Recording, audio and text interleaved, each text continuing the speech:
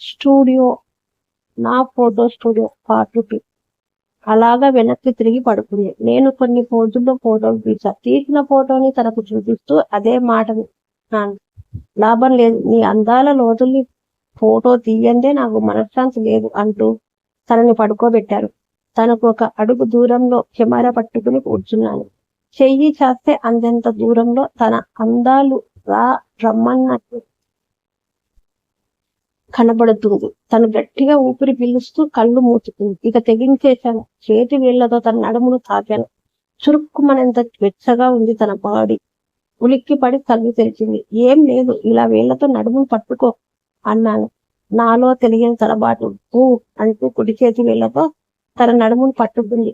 గులాబీ రంగులో మెరుస్తున్న పెదాలను, నాగుపాము లాంటి నడుము, ఇంకా తన అందాల ఎత్తువంపులు స్వర్గానికి చేర్చే మీటలా నాలో ఇంతటి విగ్రహం ఉందా అని నాకే ఆశ్చర్యం అనిపించింది.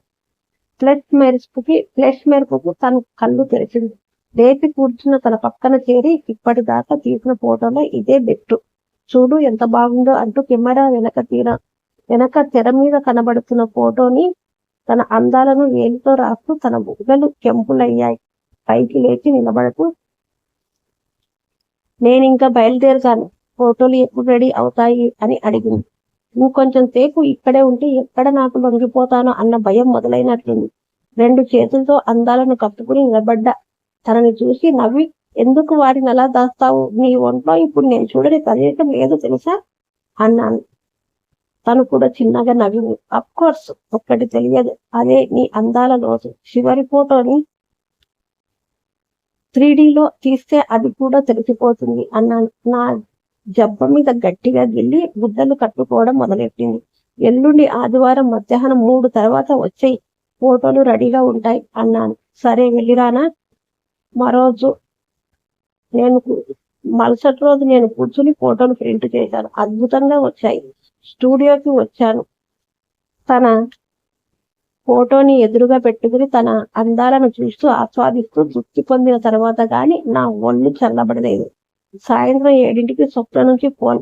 తన గురించి నేను ఊహించని వివరాలు చెప్పింది. తనకు పెళ్ళయింది, కానీ భర్త పెళ్ళైన సంవత్సరంలోనే కారు యాక్సిడెంట్ లో చనిపోయాడు. కొన్నాళ్లకు అత్తమామలను కూడా కోల్పోయింది. కాస్త బానే ఉంది. ఐఎమ్ వెరీ సారీ అన్నాను. It's okay, life must go on కదా అంది తను.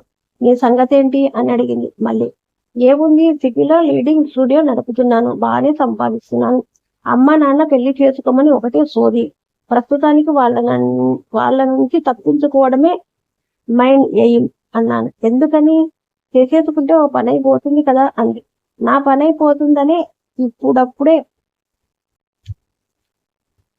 పెళ్లి చేసుకోదలుచుకోలేదు, తర్వాత ఎలాగూ తప్పదు అన్నాను. ఏం చేస్తున్నావు అడిగింది. స్టూడియోలోనే ఉన్నాను, నీ ఫోటోలు చూస్తూ నీ అందాన్ని కొరుక్కు తింటున్నాను అన్నాను. అదేది పట్టించుకోకుండా, ఓ అప్పుడే రెడీ అయిపోయావా, అయితే ఇప్పుడే వస్తాను అంది. చెప్పినట్లుగానే 10 నిమిషాల్లో వచ్చింది. తను లోపలికి రాగానే నేను ఫ్రంట్ డోర్ లాక్ చేశాను. ఎందుకు తలుపేస్తున్నావు అని అడిగింది. ఈ ఫోటోలు చూస్తుండగా ఎవరన్నా వస్తే ఏమన్నా ఉందా అంటూ కవర్ తన చేతికి ఇచ్చాను. ఒక్కో ఫోటో చూస్తుంటే తన మొహం సిగ్గుతో ఆనందంతో ఎరుపెక్కడం గమనించాను. ఎలా వచ్చాయి ఫోటోలు అన్నాను. చాలా బాగున్నాయి, నా చిరకాల కోరిక తీరింది. ఛార్జీ ఎంతో చెప్పు అంది. నాకు డబ్బులొద్దు అన్నాను. అలాగైతే నాకు ఫోటోలు కూడా వద్దు, నువ్వే ఉంచుకో అంది బుంగమూతి పెట్టి. నిక్షేపంగా ఉంచుకుంటా, నువ్వు వద్దన్నా నా దగ్గర సెట్ ఆల్రెడీ ఉంది అన్నాను. అలా కాదు, డబ్బులు తీసుకో ప్లీజ్ అంది. డబ్బులు కాదు కానీ నువ్వేమి అనుకోనంటే నీ వల్ల ఓ సహాయం కావాలి అన్నాను. నా వల్ల సహాయం ఏమిటి అంది ఆశ్చర్యంగా. నువ్వేమి అనుకోనంటేనే చెబుతాను అన్నాను మళ్ళీ. అబ్బా, ఏవి అనుకోను గాని నాన్సకుండా చెప్పు అంది. మరో కవర్ తన చేతికిచ్చి, ఇందులోని ఫోటోలు చూడు అన్నాను. తను వాటిని చూస్తుంటే నేను తన వంకే చూస్తున్నాను. అవి ఇద్దరు ఆ కార్యం చేసుకుంటున్నట్లుగా ఉన్న బొమ్మలు, ఫోటోలు కావు. ఓ రకంగా పెన్సిల్ తో గీసిన స్కెచెస్ లా ఉన్నాయి. నా ఫ్రెండ్ ఒకడు అమెరికాలో ఉంటున్నాడు. వాస్తాయనడి కామసూత్రాల గురించి ఓ పుస్తకం రాస్తున్నాడు. వాడు పంపించి ఇక్కడ ఉన్నట్టుగా రియల్ మోడల్స్ తో ఫోటోలు తీసి పంపమన్నాడు. నీకు అభ్యంతరం లేకపోతే నువ్వు మోడల్ గా అంటూ నసిగాను. అలాగే నేను మోడల్ గా ఉంటాను, నీకు కావలసిన నీ ఫోటోలు తీసుకో అని. ఓ గాడ్, నిజంగానే కాకిచ్చావు, తిడతావు అనుకున్నా అన్నాను. నిన్న నేను ఆ ఫోటోలు తీసి పెట్టమంటే వెంటనే అలాగేనని చెప్పి నువ్వు షాక్ ఇవ్వల. ఈ రోజు నా వంతనమాట అంది నవ్వుతూ. ఓ సమస్య తీరింది, ఇక మేల్ మోడల్ని వెతకాలి అన్నాను. వెతకడం ఎందుకు, నువ్వే ఉన్నావు కదా, నువ్వైతేనే నేను ఒప్పుకుంటా, బయటి వాళ్ళైతే వద్దు అంది. అంతకన్నా భాగ్యమా, నేను రెడీ, టైమర్ ఉన్న కెమెరా కాబట్టి ఫోటోగ్రాఫర్ అవసరం లేదు, కెమెరాని ఆ పని చేస్తుంది అన్నట్లు ఎప్పుడు మొదలెడదాం అన్నాను. నువ్వు తీరిగ్గా ఉంటే ఇప్పుడే అంది తను. ఓకే అంటూ చక్కా కెమెరా పొజిషన్ చేసి పెట్టారు. తను క్షణాల్లో మొత్తం గుడ్డలు తీసి తయారైంది. అక్కడున్న స్కెచెస్లే కాకుండా మరికొన్ని ఎక్స్ట్రా ఫోటోలు తీద్దాం, ఫోనం ప్లే అంటే తెలుసుగా అన్నాను. తను తెలుసు తెలియదు అన్నట్లుగా చదువుతుంది. అదేమిటి, పెళ్ళైన వాళ్ళు నాకంటే మీకే ఫోనం ప్లే గురించి తెలియాలి అన్నాను. పెళ్లి అయ్యింది, పోయింది కూడా అంది ముభావంగా తన మూడు మార్చడాన్ని. సరే నేను చెబుతాను, ముందు పొద్దుతో మొదలెడదాం అన్నాను. తను తలూపింది. కెమెరాని స్టాండ్కి బిగించి మే ప్రెసెస్ లెవెల్ కి రైస్ చేసి టైమర్ ని 1 నిమిషానికి సెట్ చేశాను. నేను క్లిక్ చేసిన నిమిషానికి కెమెరా ఆటోమేటిక్ గా ఫోటో తీస్తుంది. మీరు రెడీనా అన్నాను. రెడీ అన్నట్టుగా తలూపింది. నేను కెమెరా క్లిక్ చేసి తన దగ్గరకు చేరుకున్నాను. గులాబీ రంగులో తన పెదాలు తడితడిగా మెరుస్తూ చిన్నగా వణుకుతున్నాయి. టైమర్ రన్ అవుతున్న శబ్దం వినబడుతుంది. నేను నా పెదాలతో తన పెదాలను అందుకున్నాను. కెమెరా షటర్ క్లిక్ మానేసరికి మేమిద్దరం ఒకళ్ళ పెదాలను ఒకళ్ళు మైమరచి చూడుకుంటున్నాను.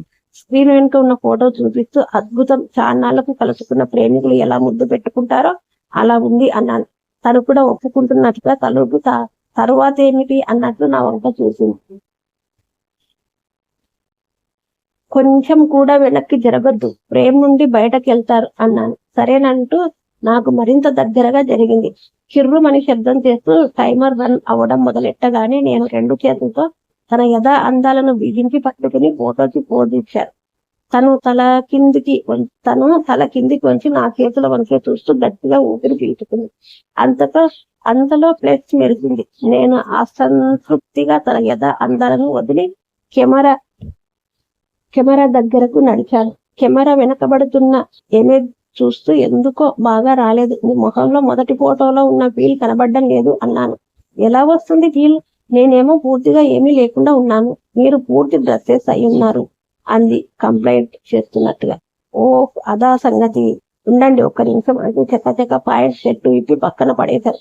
నా శరీరం చూడగానే తన కళ్ళలో చిన్న మెరుపు గమనించాను. మళ్ళీ ఇదే ఇమేజ్, కానీ ప్లేస్ మారుద్దాం రండి అని తనని బెడ్ మీద వెల్లకిలా పడుకోబెట్టారు. తను 2 చేతులు వెనక్కి వాల్చి పడుకుంది.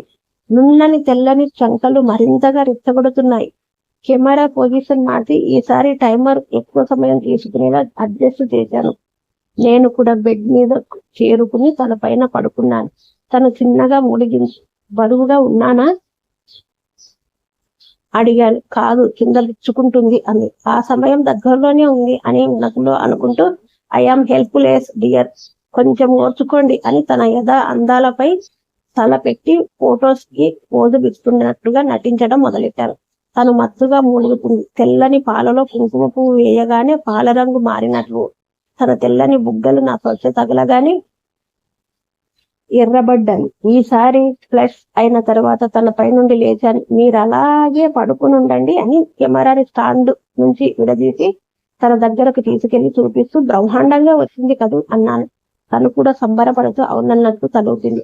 కెమెరాని మళ్ళీ స్టాండ్కు దిగింది. తన తొడల మధ్యకు ఫోకస్ చేసి టైమర్ సెట్ చేస్తూ ఇప్పుడు తీస్తున్న ఫోటోలో మీ ఎక్స్ప్రెషన్ అవసరం లేదు అన్నాను.